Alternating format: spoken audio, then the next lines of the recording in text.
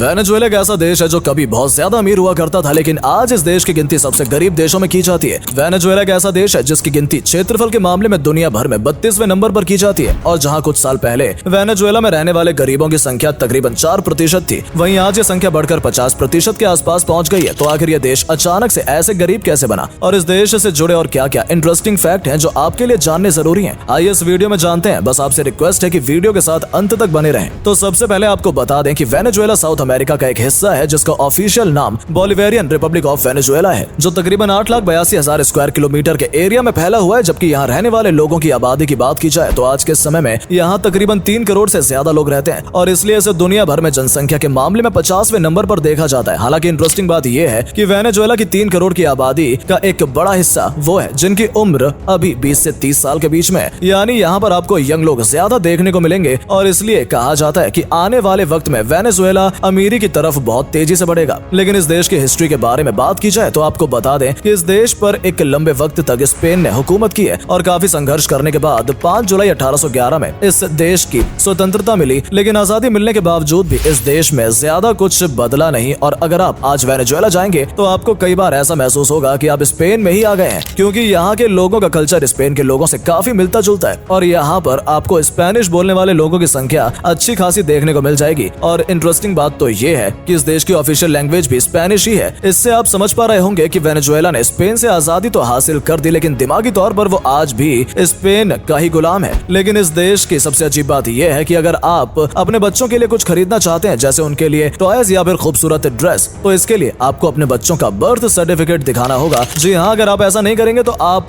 कुछ भी नहीं खरीद पाएंगे। इसलिए जिस तरह से आमतौर पर बाकी लोग अपने वॉलेट में लाइसेंस या आईडी कार्ड रखते हैं, ठीक उसी तरह से वेनेजुएला के लोग अपने वॉलेट में अपने बच्चों का बर्थ सर्टिफिकेट भी रखते हैं। आपको बता दें कि वेनेजुएला की महिलाओं को दुनिया भर में सबसे ज्यादा खूबसूरत माना जाता है, और इस बात का अंदाजा हम इस तरह से भी लगा सकते हैं कि वेनेजुएला की महिलाओं ने 6 बार मिस यूनिवर्स का खिताब जीता है, और इतना ही नहीं बल्कि यहाँ की महिलाएं 5 बार मिस वर्ल्ड भी बन चुकी हैं। बल्कि वेनेजुएला की रहने वाली एक महिला जिनके 7 बच्चे थे वो भी मिस यूनिवर्स बन चुकी हैं। इससे आप समझ पा रहे होंगे कि वेनेजुएला की महिलाएं कितनी खूबसूरत होती हैं। इसके अलावा वेनेजुएला काफी खूबसूरत देश भी है, और अगर आप यहाँ घूमने फिरने के इरादे से जाना चाहते हैं तो आपको बता दें कि वेनेजुएला देश के अंदर एंजल वाटरफॉल नाम की एक जगह मौजूद है, जिसे दुनिया का सबसे ऊंचा वाटरफॉल भी कहा जाता है, जो वेनेजुएला के कनीमा नेशनल पार्क में मौजूद है। अब हैरानी की बात यह है कि इसकी ऊंचाई 990 मीटर है, और इतनी ऊंचाई से जब पानी नीचे गिरता है तो यकीनन दिखने में बहुत ही खूबसूरत नजर आता है, और इसलिए इस जगह पर भी टूरिस्ट की संख्या अच्छी खासी आपको देखने को मिल जाएगी, क्योंकि ये जगह चारों तरफ से पेड़ पौधों से घिरी हुई है। और यहाँ आपको कुछ ऐसे जानवर भी देखने को मिल जाएंगे जिनके बारे में आपने ना तो पहले कभी सुना होगा और ना ही कभी पहले देखा होगा। इसके अलावा वेनेजुएला में मनाए जाने वाले क्रिसमस की भी काफी चर्चा की जाती है। आपको बता दें कि क्रिसमस वाले दिन यहाँ पर सुबह के वक्त प्रेयर की जाती है, जो प्रेयर करने के लिए लोगों को अपने घर से स्केटिंग करते हुए या फिर पैदल चलते हुए जाना पड़ता है, क्योंकि यहाँ की गवर्नमेंट क्रिसमस वाले दिन दोपहर 12 बजे तक गाड़ी चलाने पर रोक लगा देती है। और वो लोग ऐसा इसलिए करते हैं ताकि लोग क्रिसमस को और भी अच्छे से एंजॉय कर सकें और एक दूसरे के साथ वक्त गुजार कर एक दूसरे के रिश्ते को मजबूत कर सकें। लेकिन यहाँ की खूबसूरत महिलाओं और वादियों की वजह से आपको ये गलत फहमी नहीं पालनी है कि ये देश भी काफी अच्छा है, क्योंकि एक समय था जब इस देश को बहुत अच्छा माना जाता था, लेकिन आज इसे सबसे सुरक्षित देशों में गिना जाता है, क्योंकि यहाँ पर आए दिन दंगे फसाद होते रहते हैं, और यहाँ बढ़ती बेरोजगारी इसका सबसे बड़ा कारण है। एक रिपोर्ट की माने तो वेनेजुएला के अंदर तकरीबन 35% से ज्यादा युवा बेरोजगार हैं, और जब इन लोगों को अपनी पसंद की नौकरी नहीं मिल पाती या फिर अपनी पसंद की तनख्वाह नहीं मिल पाती तो ये सरकार के खिलाफ हड़ताल करना शुरू कर देते हैं, और कई बार इस एक्शन का रिएक्शन इस पूरे देश को झेलना पड़ जाता है। हालांकि वीडियो में हमने आपको बताया था कि यहाँ पर युवाओं की संख्या ज्यादा है, इसलिए देश आने वाले वक्त में तरक्की कर सकता है। लेकिन अभी की सिचुएशन देखी जाए तो यहाँ के युवा अपने करियर के बारे में सोचने की जगह अपने गर्लफ्रेंड या बॉयफ्रेंड के बारे में ज्यादा सोचते हैं। यहाँ आपको बहुत कम उम्र के लोगों के भी गर्लफ्रेंड बॉयफ्रेंड नजर आ जाएंगे, और शाम होती वेनेजुएला का पूरा माहौल काफी रोमांटिक हो जाता है, और इसलिए वेनेजुएला के कई शहर को सिटी ऑफ रोमांस भी कहा जाता है। अब जाहिर सी बात है कि जब पूरा देश रोमांस ही करेगा तो आखिर पैसा कौन कमाएगा। जबकि वेनेजुएला देश की एक अजीब बात यह भी है कि यहाँ पर 14 साल का लड़का शादी के लायक हो जाता है, और 16 साल की लड़की भी लीगल तरीके से शादी की उम्र की हो जाती है। और यहाँ एक तरह से ये चाइल्ड मैरिज जो बहुत से देश में गैर कानूनी है, इस देश में पूरी तरह से लीगल है। वहीं इस देश की एक अजीब बात ये भी है कि जब इस देश में इलेक्शन होते हैं तो इलेक्शन से तकरीबन 21 घंटे पहले यहाँ शराब पूरी तरह से बंद कर दी जाती है, ताकि लोग होने वाले इलेक्शन को सीरियस ले सकें। और अगर आपको ये सब बातें थोड़ी अजीब लग रही हैं तो आपको बता दें कि वेनेजुएला के अंदर 28 स्टेट हैं, और हैरानी की बात यह है कि ये सभी स्टेट एक दूसरे से पूरी तरह से अलग हैं। यानी कि आप एक स्टेट से दूसरे स्टेट जाएंगे तो आपको ऐसा लगेगा कि जैसे आप किसी दूसरी कंट्री में आ गए। लेकिन जो चीज चीज आपको वेनेजुएला देश के अंदर हर स्टेट में नजर आएगी वो है यहाँ की गरीबी और बेरोजगारी, जो कब दंगे फसाद का रूप ले लेती है किसी को पता नहीं लगता। इसलिए टूरिस्ट इस जगह पर आते तो हैं, लेकिन अपनी पूरी सेफ्टी के साथ ही इस जगह पर आते हैं। हालांकि ये गरीब देश जरूर है, लेकिन इस देश के पास अमीर बनने के कई रिसोर्सेज मौजूद हैं, जिसमें सबसे बड़ा सोर्स यहाँ मिलने वाला पेट्रोल है। जी हाँ, यहाँ मिलने वाले पेट्रोल का तकरीबन 80% हिस्सा